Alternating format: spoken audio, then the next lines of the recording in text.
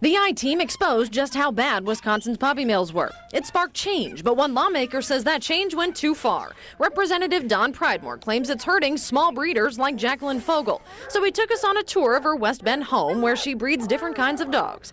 Fogel has 12 puppies and 17 dogs at her home, 3 dogs on the road with a handler and 5 at a boarding kennel. She admits her setup is nicer than most, but she thinks the new law is too demanding for hobby breeders. We're not the problem, we're the answer to the problem. We're breeding the dogs that are the healthier ones, the ones that the public should be interested in buying. Pridemore wants to raise the number of dogs breeders can sell a year to 100 without being regulated. He says breeders like Fogel are an example of why it will work. This is not a puppy mill. This is a small breeder that cares about the breed, cares about the condition of the animals. The problem, not all breeders are like Fogel. Jill Klein is with the Wisconsin Humane Society, a group adamantly opposed to Pridemore's legislation. Some of the most egregious conditions have been found in the state in facilities selling between 25 and 100 dogs a year.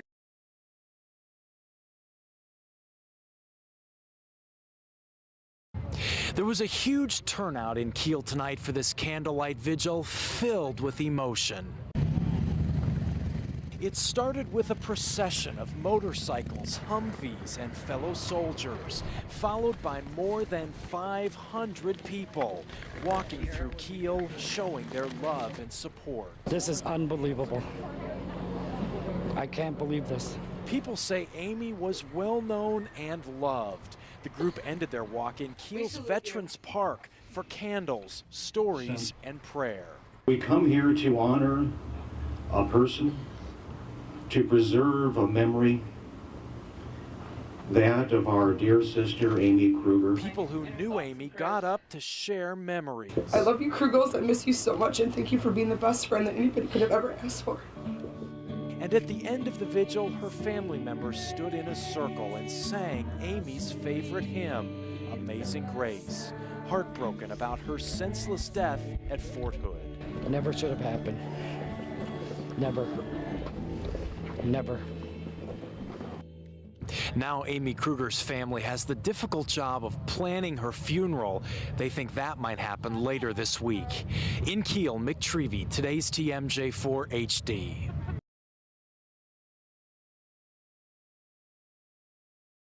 So you wobble head, you go 1, 2, 3, boom. The students in Sam Wood's dance class have all been touched by the fluid, bold, and enduring dancer that was Michael Jackson. We asked Sam what Jackson's dance legacy might be. Everything. Like, he's the greatest performer ever. So, yeah. And then she was overcome by those tears. So Tuesday night, Sam had her students learning Jackson moves. None complained. They might not know like the songs that I listen to or the stuff that's out there, but if you say, we're dancing to Michael Jackson, everyone's like, yes. Jackson soaked up the best of what other physical performers were doing and made it better. David Bowie and Marcel Marceau both did the moonwalk before Michael Jackson, but it was Michael Jackson who made the rest of us believe that we could moonwalk. That certainly applies to this young dancer. I remember being really young and my dad putting me and my sister in the basement, and we're sitting there and watching Thriller, and we're learning the choreography so that we could perform it for his friends for Halloween. But Jackson's impact upon people a few years older than Todd may be even more lasting. Karen Wysocki is a teacher. I grew up with watching him, and so for me it means more probably than to some of my high school students.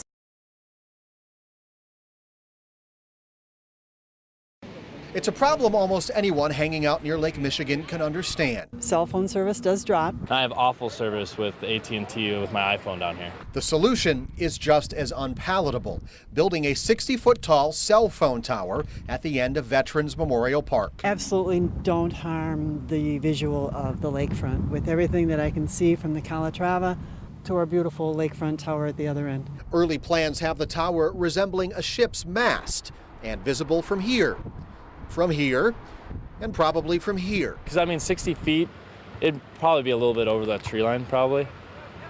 I don't know if you'd notice it though. Milwaukee County owns the land and would have to sign off on any construction. As Supervisor Jerry Broderick explained, the county would make about $500,000 off the deal, but he is not yet ready to sign off on a tower, no matter how stealthy AT&T can make it. How stealthy is it? Does it still look like something out of place? That remains to be seen, and I think we only get one shot at this. If we enter into a contract and the thing's constructed and it's uglier than sin, we're stuck. 5 noes. Motion carries. After weeks of waiting, the Common Council made its move, hiring on attorney Steve Biskupik as special prosecutor, despite pleas from Ryan's supporters, aldermen, even the mayor himself. I think it's time that we put this behind us and get on with the business at hand, which is the business of the city. My concern is not for the mayor's reputation. My concern is for the reputation of the city going forward. The council also voted to hire an outside attorney to represent the city in Ryan's removal hearing. Biskupik will give his recommendation to move forward after building a case and has told the council it shouldn't take long. The mayor's not being investigated for his alcoholism, but for actions he took while using his alcoholism as an excuse. As the battle wages on in council chambers, residents say they want results fast or not at all, urging indecisive aldermen to move on. So I think they should wait till election time, and if they don't want him anymore, get somebody else.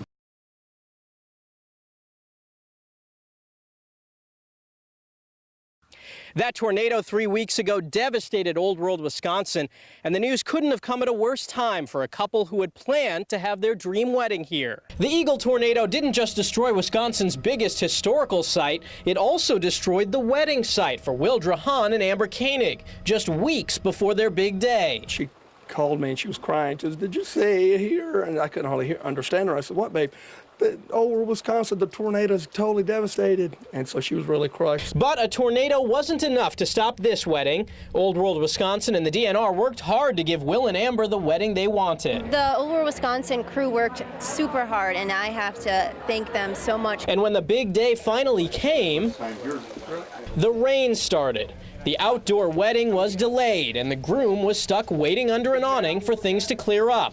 I called forecaster John Milan and got the scoop. What's the bad news? Well, this is going to end in 10 minutes according to our weather guys, okay. But there's another one coming from Madison that could hit in about 45 minutes. Sure enough, it cleared up, and with the clock ticking, the wedding was back on. And this time, it went off without a hitch. You may now kiss your bride. Everything we faced so far, tornadoes, rain, downpour, and an outside wedding, everything else has got to be better, right? It didn't faze us. We'd get married if it was like pouring rain, tornado again. Yeah. So Amber and Will had a happy ending, but Old World, Wisconsin is still closed to the public. There's no telling right now how long the cleanup will take. Reporting in Eagle, Michael George, today's TMJ4 HD. It's great to be back. The Queen of Summerfest, Bo Black, is back for the big gig she's most known for around town, with her grandchildren by her side. They're really excited to go to Summerfest with their grandma. It's been almost a decade since Bo has stepped foot on Summerfest grounds, but this year the acts were too much to pass up. I think when I heard Katy Perry was coming, I was excited. And I love Sugar Land. It's been a few rough years for Bo, suffering several medical problems, including a stroke. I feel so-so. My walking is tough. My energy level is not so good. But Bo says she's hanging in with support from the people she loves and a sense of humor. I have so many wonderful girlfriends. A few boyfriends. With her cherished family and friends, Bo says she can't wait to get through the Summerfest gates for the first time in a long time. It's been hard, you know, but life isn't measured by the breaths you take, it's by what takes your breath away.